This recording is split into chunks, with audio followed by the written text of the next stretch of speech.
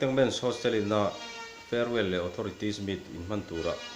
Hlimthla in man theinan ka du sakna ka hlan chewa Lengteng Men's Hostel Hulzel ro se. Lengteng Hostel MZU Aizol Tana Thale Zung Ril Du Le Ngai To Na Tam Tak Seng Thiti Tu Chunga Lom Thu Ka Soya Hostel hi mi tam tak tan mal saman zel tun du sakna ka hlane farewell Hlimthla ken mangang chu alome. Hi, hello. How are you, Lengteng Meng Hostel? Hi, everyone from all over, outside and inside Mizoram, who used to stay and halt in this so-called Lengteng Meng Hostel, even for a single night. My name is Keila Lomzuala, and Department of Geography, class of 2013. It means we are the second batch in this Lengteng Hostel. I was held as an assistant mess secretary during my stay. It is a privilege for inviting me to attend a farewell come authorities meet 2019. We ought to share our gratitude and sympathetic joy. On behalf of our batch, a million thanks goes to the organizers. But sadly, we could not able to attend the program. So I wish you all the best, and I wish you to have a well and delightful program. In Java in chunga kalom tak zet zete. Bye bye. Oh. Lengteng Men's Hostel farewell mang tura local zong te in zain chibai rak ule ai voina senior te in so hun chalo thlang la vele ta reng maya kum ni lai chu hostel in da om vele ta der maya yang ma kong tak chuan in zir lai tin zo to lo mo ma chu ti rol chuan na long len thla ka hostel angai oma ai lung te po aleng a che ma chi o te pe chun lung te po che hiaring ka ringa tin po ne se lim takin lo mangula tin du sang na karon lan chewa thalak te po moi tak tak ron nei ula kin pon pen lo changa in thalak te kan lo changa ni ti kha seula kan lo even verenga in authorities lo mate din moya rikiele hak renga te miron som ve thina tiang ni kho te hian alom oma min ngai poimo na lom tu karon saya ani hi kan ayo tu te ngày mình cần thiếu tị chặt lậu giống giống thế bộ còn có vào ra cái mà nhai trả hostel là đang có tụ tên nhỉ hắn phật ông mà hắn fel em bọc à senior te hay mi ron dạ der thì mà hắn chung à làm tụ còn say tụ à tin authorities làm thả te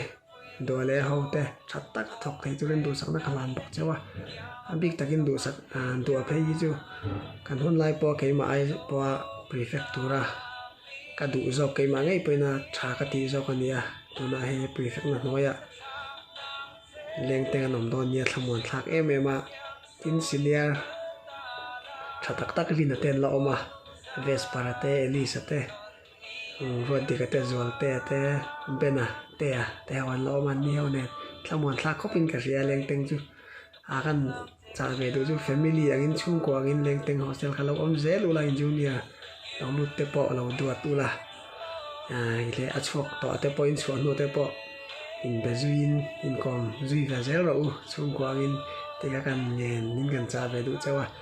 in vain por no ma cha kom via wa in vok po kha khalo mu thina no sang te na kal sang thein atui me la ei ve po cha koma ma chi mi lo ei kep me nga ka batchmate te hi long kal vem ka hrelowa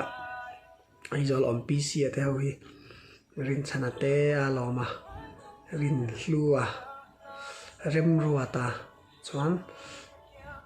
Christopher khani ga em jeti wa khanom boka anni pon long kal ejang ka batchmate te zain mai de ku nuam takin lo mangula authorities thlan tha te po du sakna sang mer ka hlan chewa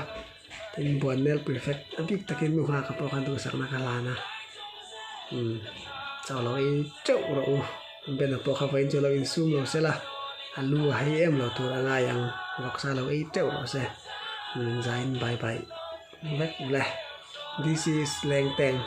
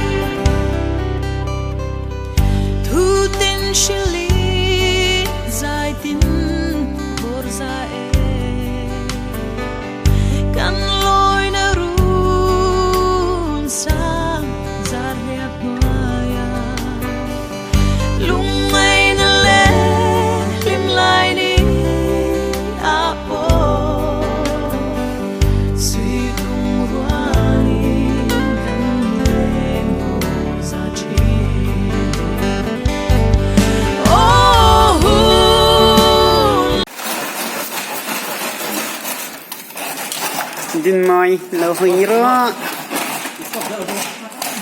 ORS kan tiga.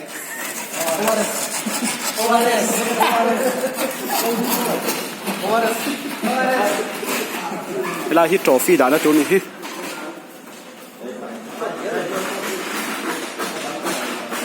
ni ma mang chuang nam khop mai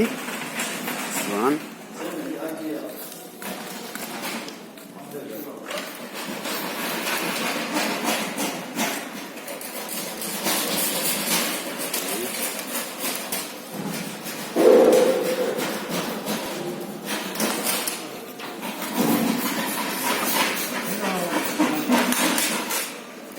thà đủ lên anh nghe sợi đủ nhảy lên anh tắc lom na tura cái mua sấy na hiền sợi đủ em có phần này rồi sắm tiền pur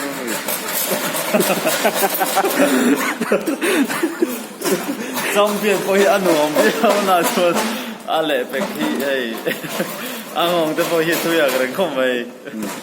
mà rồi chứ thảo mà nó hết tiếng nó hạ về thầy lâu feeling say ang so champion lo ai pulo ma idea khian ya ani hi kan pu ni lakat mek da din mai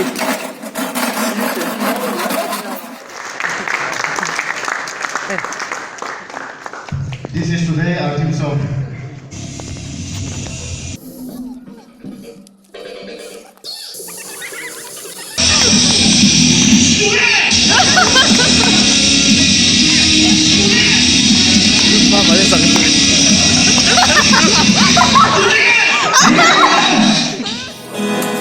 asa ka webe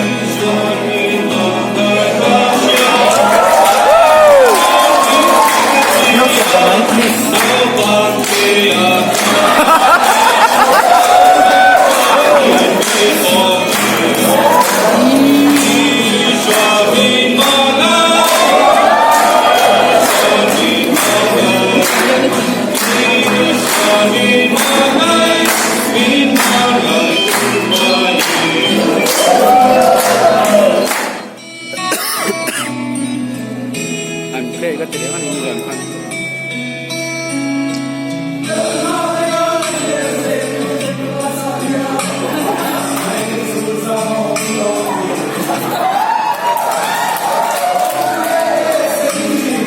trophy kun